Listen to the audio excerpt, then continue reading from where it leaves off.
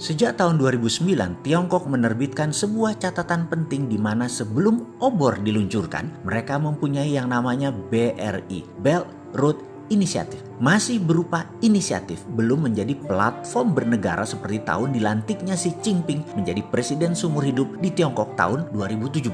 Di tahun 2009, protokol obor belum dijalankan. Protokol obor adalah menjalankan kolonialisasi 5.0 atau bahasa lainnya adalah sharp power. Belum bisa dijalankan karena ada beberapa koridor penting perdagangan belum mereka kuasai. Salah satunya Selat Malaka. Kita semua tahu setiap tahun lebih dari 100.000 mother vessel kapal kargo besar lewat Selat Malaka dan 80%-nya milik Cina. Apa yang terjadi kalau Indonesia dan Malaysia kompak? Selat Malaka digapit. Karena itu di tahun 2009 di Cina ada sebuah dilema besar sebelum menjalankan obor yang namanya BRI, Belt Road Initiative tadi, yang saat itu dikenal dengan istilah Malaka Dilema. Ya sudahlah, sejak saat itu mulai strategi ambil dua pejabat negara tersebut dalam jangka panjang di lobby politik itu sekali lagi memang panjang. Orang pejambon Kemenlu harusnya tahulah hal seperti ini. Kita Indonesia harusnya meletakkan atau punya lobbyis, para pelobi politik di luar para ambasador atau di luar para duta besar khusus untuk manuver ke dalam Kongres, di Senat, di Capitol Hill untuk Amerika, di Beijing untuk Cina, di London dan dimanapun kita mau bermanuver supaya kita menjadi global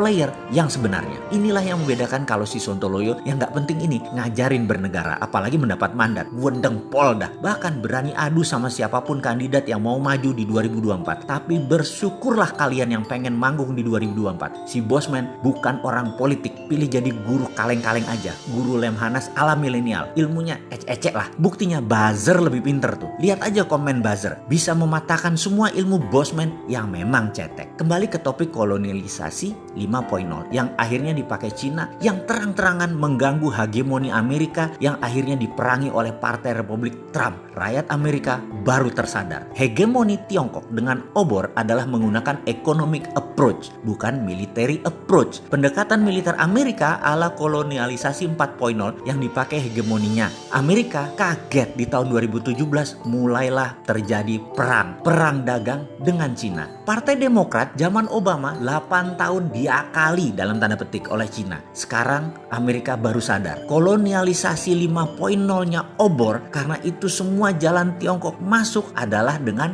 obor. Di Sri Lanka, di Pakistan, di Italia, di Malaysia, dalam tanda kurung ya, Port Kelang adalah pelabuhan kapal Cina. Karena itu Cina tidak berhenti di Singapura. Catat ya, catat. Dan itu semua dicegat oleh hegemoni Amerika. Sekali lagi, semua itu bukan urusan kita kok. Indonesia bagaimana? Saat ini memang langkahnya agak kurang paham geopolitik dunianya yang sangat dinamis ini. Indonesia masih gagap. Tersering langkahnya hanya membangun narasi politik saja. Belum langkah gebrakan aksi nyata. Dan punya posisi tawar selain ngajakin FDI, please invest in my country. Jadi ada baiknya kita ingatkan ada kekuatan lain. Kekuatan tawar Indonesia. Kok nggak dilirik pejabat itu? Dalam negeri loh ini. Oke, kita rakyat sing sabar nggih, karena memang kita bukan oligarki yang bisa jagongan di teras kantor pejabat melobi dengan diskusi-diskusi santai mereka. Ya sudah, supaya paham dengan kolonialisasi 5.0 yang diajari di Akademi Militer Baltimore, apa itu kolonialisasi 5.0 yang dipakai Tiongkok, mereka mengilustrasikan dengan apa yang dipakai Gajah Mada, mempersatukan Nusantara. Kita semua tahu menyatunya Nusantara di bawah panji gula kelapa merah putih Majapahit hampir tidak ada tumpah darah. Hanya Pajajaran yang melawan sebentar dan akhirnya terjadi kesepakatan juga. Walaupun armada perang laut Majapahit kuat, namun penyatuan Nusantara tidak pakai military approach, tapi pakai economic approach, pendekatan ekonomi. Apa yang dilakukan para duta-duta Majapahit tersebut? Mereka dalam tanda petik meminjamkan emas Majapahit yang harus dibayar dengan upeti setiap tahunnya, di mana akhirnya kerajaan yang kemudian hari dinyatakan wilayah Nusantara tersebut berada di bawah panji gula kelapa, panji bendera merah putih dipasang sebagai persetujuan kerjasama bilateral tersebut. Sejak saat itu, gula kelapa, panji merah putih berkibar di seluruh wilayah Nusantara. Mulai dari semenanjung Malaysia sampai Melanesia Timur dan Filipina di sisi utara. Di wilayah masing-masing kerajaan tadi menjadi makmur, namun ada porsi Majapahit di sana. Jadi tidak heran, di semua kerajaan Nusantara pasti punya pusako emas. Apa yang dilakukan itu dikenal dengan strategi sharp power kolonialisasi 5.0.